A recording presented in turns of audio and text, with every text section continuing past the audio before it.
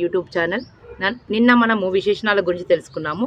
ఈరోజు క్రియల గురించి తెలుసుకున్నాము. క్రియ అంటే మన అందరికీ తెలుసు పని అని. పనిని గురించి తెలియజేసేదాన్ని క్రియ అంటాము. అయితే ఈ క్రియలు అనేటివి 4 రకాలుగా ఉంటాయి. ఒకటి సకర్మ క్రియ. సకర్మ క్రియ అంటే కర్మను ఆధారంగా చేసుకున్న క్రియను సకర్మ క్రియ అంటారు. రాముడు బడికి వెళ్ళను. దీనిలో కర్మ ఏంటిది? బడి అనమాట. ఈ బడి అనేది తెలియజేసేది ఇక్కడ సకర్మ క్రియ. మనం క్రియకి ముందు వచ్చే పదము ఎటు వెళ్తున్నాము, ఏం చేస్తున్నాము అని తెలియజేసేది అది కర్మ. ఆ కర్మను తెలియజేసేది సకర్మ క్రియ అనేసి అంటాము. అకర్మక క్రియ. అకర్మక క్రియ అంటే కర్మ లేకపోయినను వాక్యము అర్థవంతమైనచో అవి అకర్మ క్రియ అనేసి అంటాము.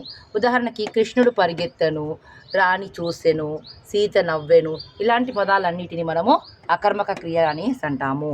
మూడవది సమాపక క్రియ. సమాపక క్రియ అంటే పూర్తి అయిన పనిని తెలియజేసే క్రియని సమాపక క్రియ అనేసి అంటాము. ఉదాహరణకి వ్రాసెను, చూసెను, చదువును, ఇలాంటి పదాలన్నిటిని మనము సమాపక క్రియ అనేసి అంటాము. నాలుగవది అసమాపక క్రియ.